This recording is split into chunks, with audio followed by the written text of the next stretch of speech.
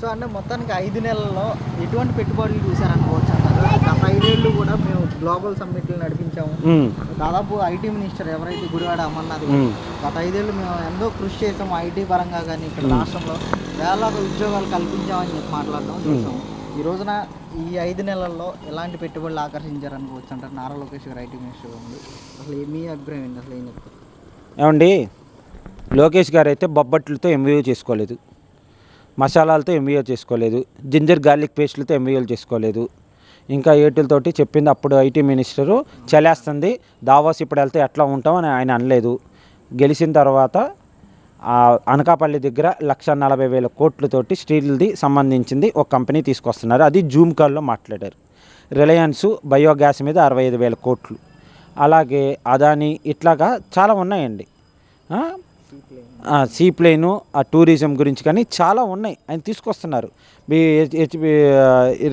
Oil refinery, so drone summit, ఇట్లాగా చాలా చేశారండి. మాకు మీరైతే బూతులో ఎన్ని చెప్పుకుంటారు, మాకైతే ఏమేమి తెచ్చారో చాలా ఉన్నాయండి లోకేష్ గారు తీసుకొచ్చినాయి. అమెరికాలో ఇన్ని రోజులు బిజీ షెడ్యూల్లో గూగుల్ వాళ్ళతో మాట్లాడారు, ఫేస్బుక్ వాళ్ళతో మాట్లాడారు, వాట్సాప్, ఇట్లాగా చాలా కంపెనీస్ తోటి అక్కడ మాట్లాడి ఆ పెట్టుబడులన్నీ వస్తాయి. ఎందుకు తొందరపదన ఇప్పుడు, ఎందుకు కియా, లూలు మాల్, మీరు ఎవరైతే మాకు వద్దురా బాబు ఆంధ్రప్రదేశ్లో పెట్టుబడి పెట్టనన్నారో అదే లూలుని తీసుకొచ్చి ఇక్కడ పెట్టుబడి పెట్టిస్తున్నారు. అది బాబు గారు, లోకేష్ గారు, పవన్ కళ్యాణ్ గారు, అది స్టామినా. ఓకే, ఇంకో 1 వీక్లో ఏదో కడపలో రాయలసీమకి ఒక బిగ్ బ్రేకింగ్ న్యూస్ చెప్తానని కూడా చెప్తున్నారు. సో అట్లాగా పెట్టుబడులు వస్తున్నాయి. మరి తమరు ఏం చేశారు సార్?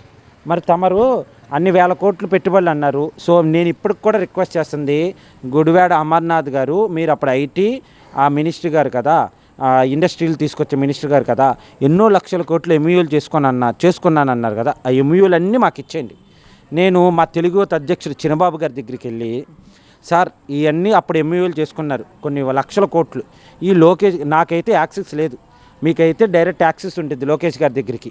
అలాగే మా తెలుగు ఈ జిల్లా అధ్యక్షుడు దండమూడి చౌదరి గారిని, అలాగే ఎన్టీఆర్ జిల్లా అధ్యక్షుడిని, గుంటూరు జిల్లా అధ్యక్షుని, వీళ్ళందరికీ తీసుకెళ్ళి ఎంయూలు ఇచ్చి లోకేష్ గారితో మాట్లాడించి ఎంయూలతో అన్నీ తీసుకొస్తాం.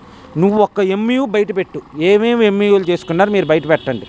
మేము ఎంయూలు ఏమీ చేయకుండానే మేము వెళ్ళి మాట్లాడుతుంటే they are ready to invest in Andhra Pradesh because of CBN, because of Lokesh, because of Pawan Kalyan, because of Narendra Modi. వీళ్ళందరూ ఉండడం మూలంగా ఇక్కడ ఎంయూలు ఇక్కడ పెట్టుబడులు పెడడానికి వస్తున్నారు. సోలార్ పార్కులు కానీ, విండ్ ఎనర్జీలు కానీ, టూరిజం కానీ, అన్ని శాఖల్లోనూ పెట్టుబడులు పెడడానికి రంగం సిద్ధంగా ఉంది. ఇండస్ట్రియల్ పరంగా కానీ, దేనికైనా కానీ, చేనేత పరంగా కానీ, అన్నిట్లోనూ వాళ్ళు దే ఆర్ ఇప్పుడు 4 నెలలు అయింది, 5 నెలలు అయింది, వాళ్ళు సంప్రదింపులు చేస్తున్నారు గ్రౌండ్ బ్రేకింగ్ స్టోన్స్ వేయడానికి. ఇక్కడ మళ్ళీ వాళ్ళు ఇండస్ట్రియల్ కారియార్కి మొత్తం క్లియర్ చేశారు. అది మొత్తం అక్కడికి వస్తే 35,000 ఉద్యోగాలు వస్తాయండి. అది చిన్న ఉద్యోగం కానీ, పెద్ద ఉద్యోగం కానీ, దానికి అనుబంధ సంఘం అయినా కానీ. టాటా TCS, టాటా కన్సల్టెన్సీ వైజాగ్లో వాళ్ళు ఆఫీస్ పెడతానని చెప్పారు. సో ఇవన్నీ ఏంటంటే కార్పొరేట్ అండి.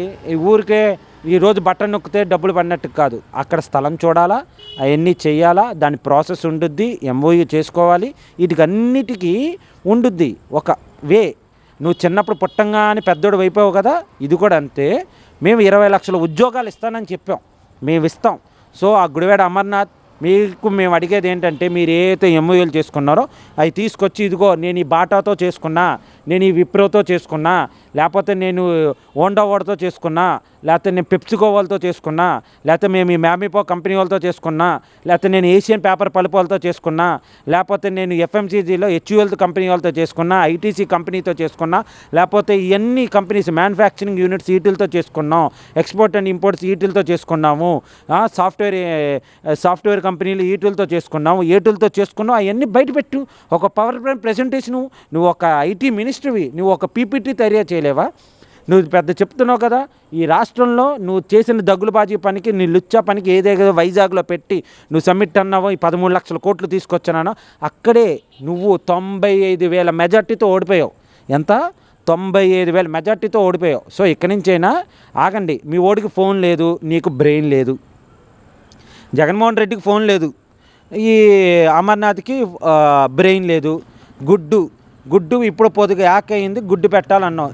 నువ్వు గుడ్డు పెట్టేది లేదు, నువ్వు ఎమ్మెల్యే అయ్యేది లేదు, మళ్ళీ నువ్వు ఐటీ మినిస్టర్ అయ్యేది లేదు. సో ఇక్కడ అంత ప్రాసెస్ నడుస్తుందండి. సో నేను అడిగేది ఏంటంటే అమర్నాథ్ గారు ఇప్పటికి కూడా గారు అని అంటున్నాం. ఎందుకనంటే మీరు ఒక మాజీ ఎమ్మెల్యే, శాసనసభ్యులు కాబట్టి మీరు ఏదైతే చేసుకున్నారో అవన్నీ బయట పెట్టండి. ఒక పవర్ పాయింట్ ప్రజెంటేషన్ ఇవ్వండి.